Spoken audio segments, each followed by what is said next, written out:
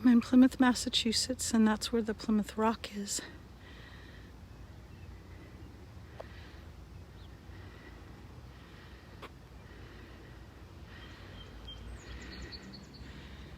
And this is why I walked up this hill. Ready? This is the second one I have found on this trip. One was a Mohawk, and supposedly this is somebody just told me it was a Massasoit. This is a Massasoit Indian.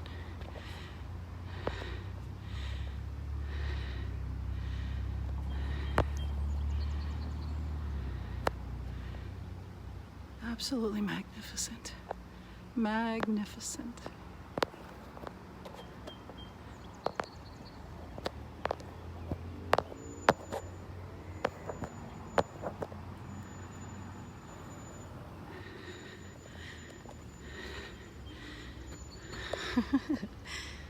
I'm a moccasin wearer. I wear boots, but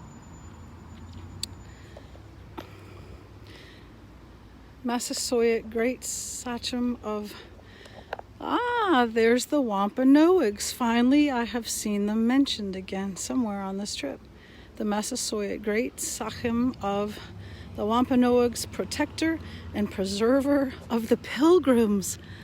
1621, there's the peace pipe, erected by the improved order of red men as a grateful tribute. I was at a Mohawk place on the Mohawk Trail a few weeks ago. Wow, wow, wow.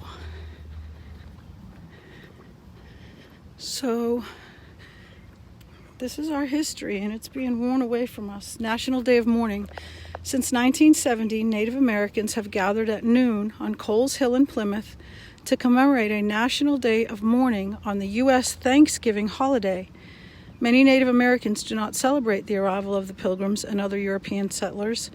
To them, Thanksgiving Day is a reminder of the genocide of millions of their people, the theft of their lands, and the relentless assault on their culture. Participants in National Day of Mourning honor Native ancestors and the struggles of Native peoples to survive today. It is a day of remembrance and spiritual connection, as well as a protest of the racism and oppression which Native Americans continue to experience. Erected by the town of Plymouth on behalf of the United American Indians of New England.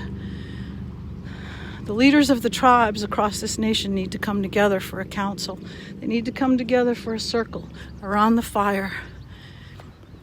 And they need to open the gates in memory of the Pilgrim fathers and mothers whose heroic idealism established the basic principles of the government of our land, presented by the Society of Daughters of Colonial Wars, Commonwealth of Massachusetts, 1927. Massachusetts has lost its moorings. They're talking about a card, a vaccine certificate. You can't do that, Massachusetts. You might as well print up yellow stars. Of the 104 passengers, these died in Plymouth during the first year.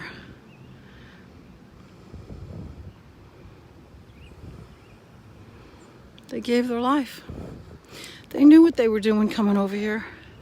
The bones of the Pilgrims, found at various times in and near this enclosure and preserved for many years in the canopy over the rock, were returned at the time of the tercentenary celebration and are deposited within this monument. So it's basically a sarcophage, erected by the General Society of Mayflower Descendants, AD 1920. This monument marks the first burying ground in Plymouth of the passengers of the Mayflower. Here, under cover of darkness, the fast dwindling company laid their dead, leveling the earth above them. Lest the Indians should learn how many were the graves. There's a word missing. Reader. History records no nobler venture for faith and freedom than that of this Pilgrim band. In weariness and painfulness, in watchings often, in hunger and cold, they laid the foundations of a state wherein every man, through countless ages, should have liberty to worship God in his own way. May their example inspire thee to do thy part in perpetuating and spreading the lofty ideals of our republic throughout the world. Those ideals are founded on the book. About, with an E, 100 souls came over in this first ship and began this work, which God of his goodness hath hitherto blessed. Let his holy name have ye praise. Bradford, 1650.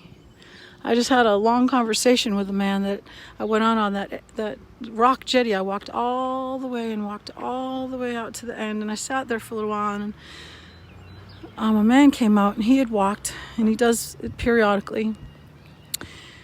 And our worldviews are opposite, of course.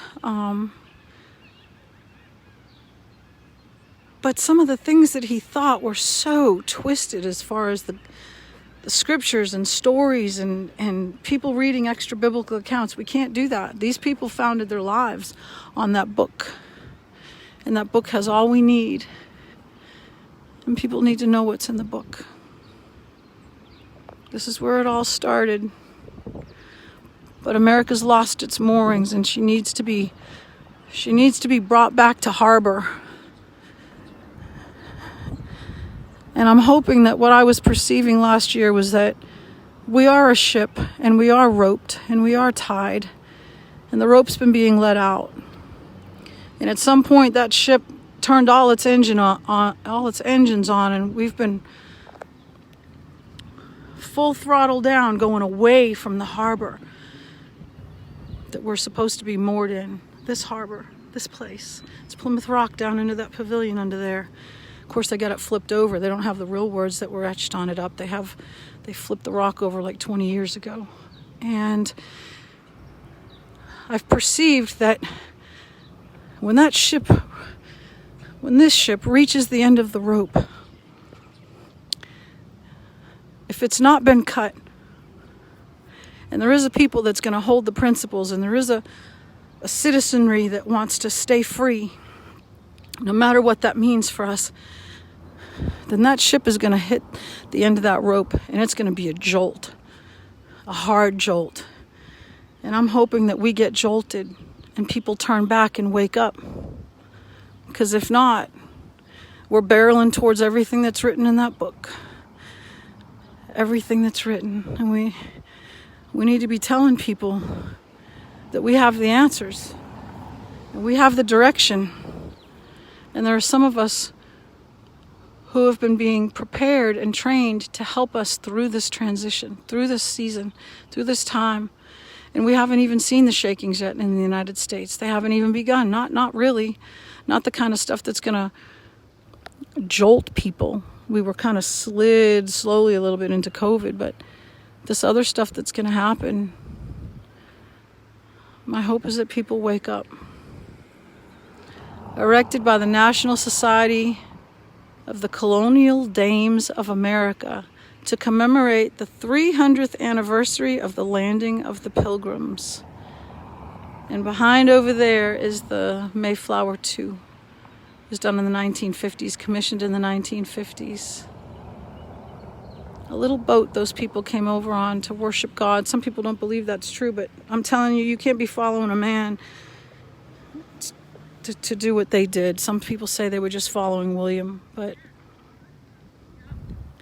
they had an ideal, and they wanted to be free, and we need to be free.